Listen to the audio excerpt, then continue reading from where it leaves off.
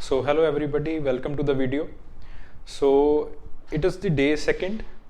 So as you all know that we have started this program in which the community post is posted on the YouTube और then आपसे ये आशा की जाती है कि आप अपने आंसर लिखते हो और उसके बाद जब आप आंसर लिखोगे तो जो सेंट्रल आइडिया है, जो सेंट्रल थीम्स हैं, वो मैं अगले दिन जो है वो डिस्कस कर लूँगा थ्रू दिस वीडियो। इस वीडियो के माध्यम से आपसे डिस्कशन हो जाया करेगी।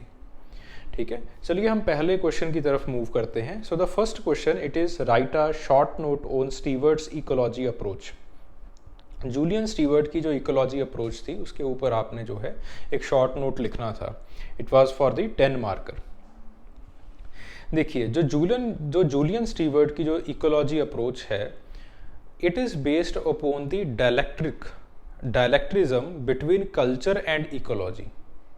जूलियन स्टीवर्ट कहता है कि कल्चर और जो आपकी इकोलॉजी है वो दोनों चीज़ें विरोधाभास के अंदर हैं। विरोधाभास का मतलब क्या है कि अगर कल्चर आगे की तरफ मूव करती है तो जो इकोलॉजी है वो उसको पीछे खींचती है।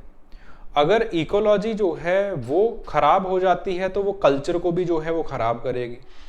ठीक है, जैसे फॉर एग्जांपल आपने जो है वो अपना प्रोडक्शन बढ़ाया, कल्चरल एडवांसमेंट हुआ, कोयले का यूज़ करना स्टार्ट कर दिया, तो कोयले के यूज़ से क्या होगा कि इन्वायरमेंट इकोलॉजी ख़राब हो जाएगी।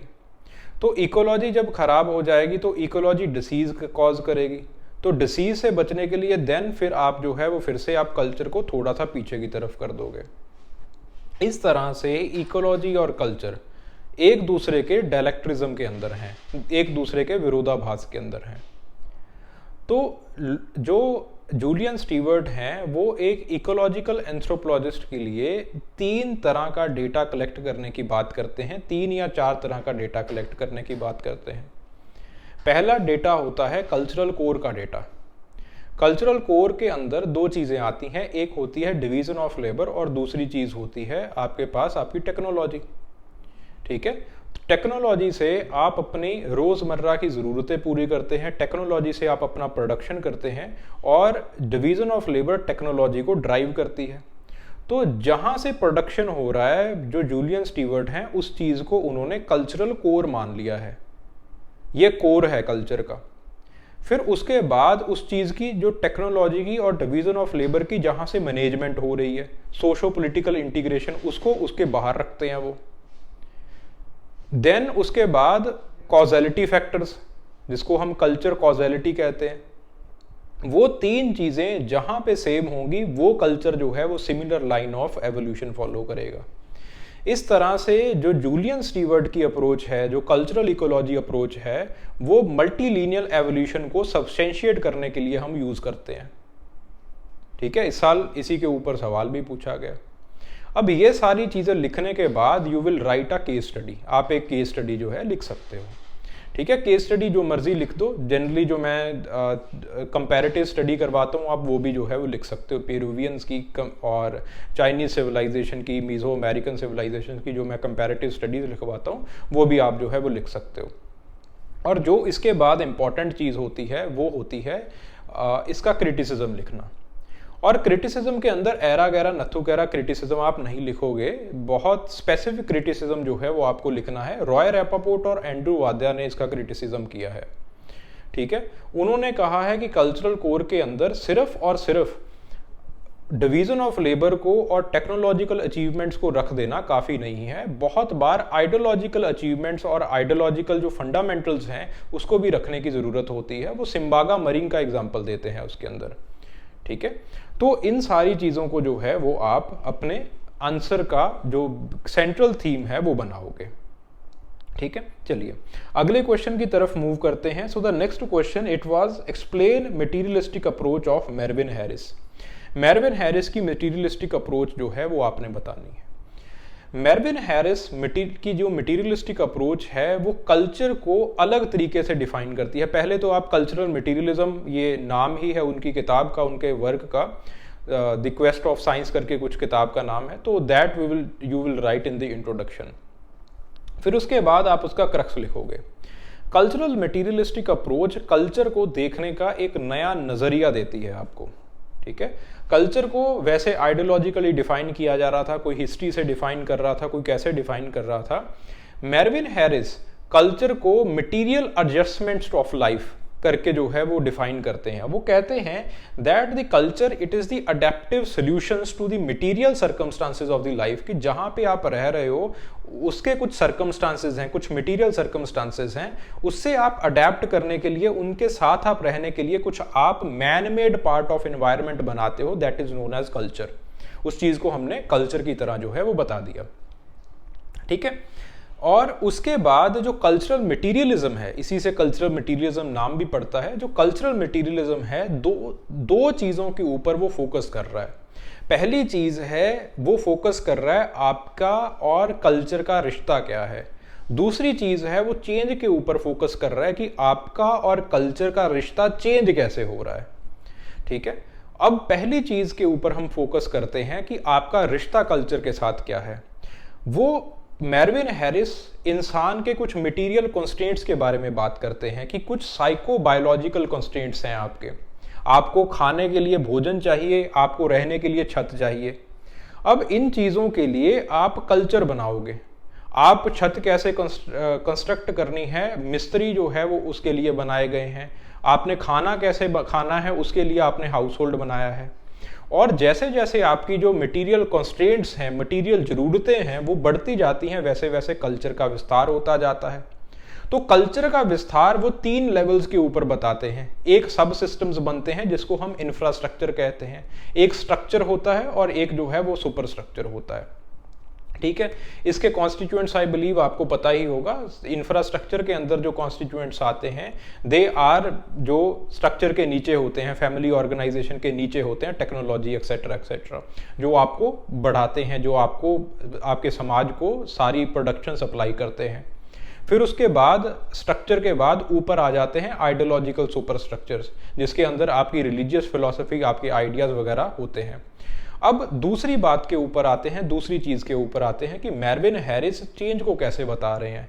मेरविन हैरिस कहते हैं कि इंफ्रास्ट्रक्चर चेंज होने से, टेक्नोलॉजी चेंज होने से आपका जो स्ट्रक्चर है, फैमिली ऑर्गेनाइजेशन चेंज होती है, social organisation, political organisation change होती है, और पॉलिटिकल ऑर्गेनाइजेशन चेंज होने के साथ साथ आपकी जो आइडियोलॉजिकल ऑर्गेनाइजेशन है वो चेंज होती है।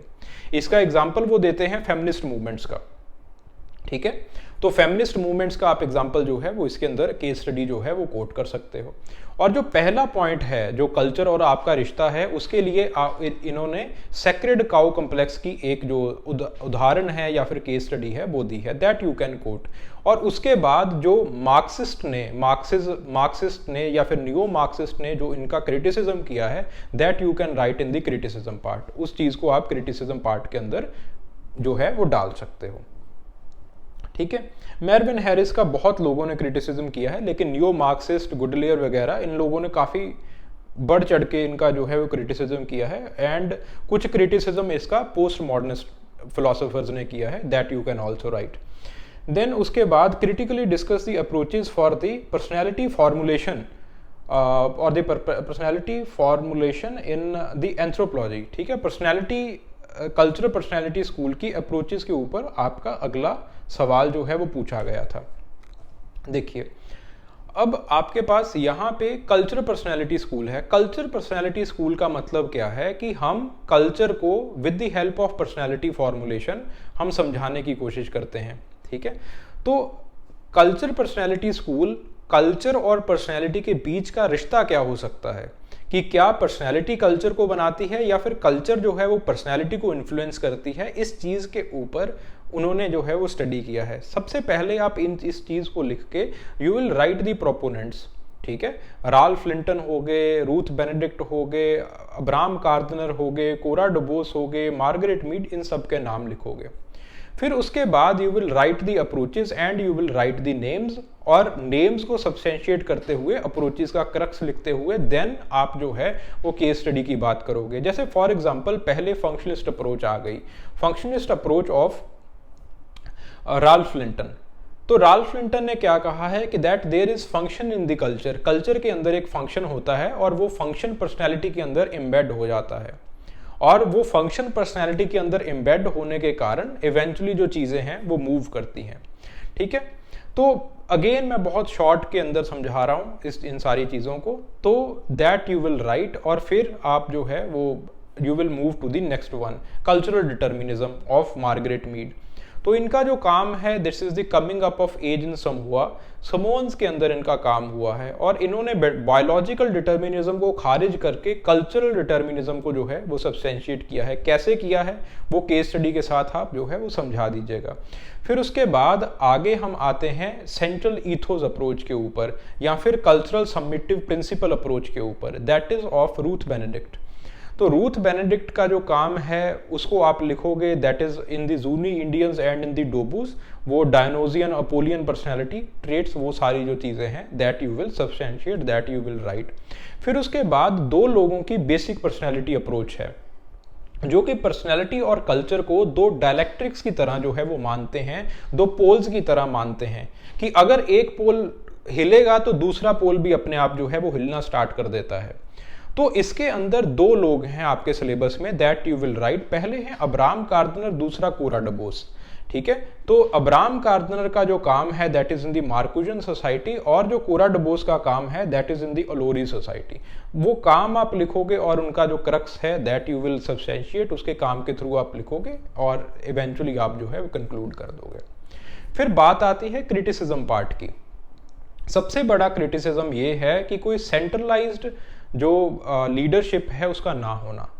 ठीक है, तो एक सेंट्रलाइज्ड लीडरशिप इन लोगों के अंदर जो है वो नहीं हमें मिलती, और देन उसके बाद कोई प्रॉपर मेथडोलॉजिकल प्रोसेस जो है वो इसके अंदर आपको जो है वो नहीं मिलता है।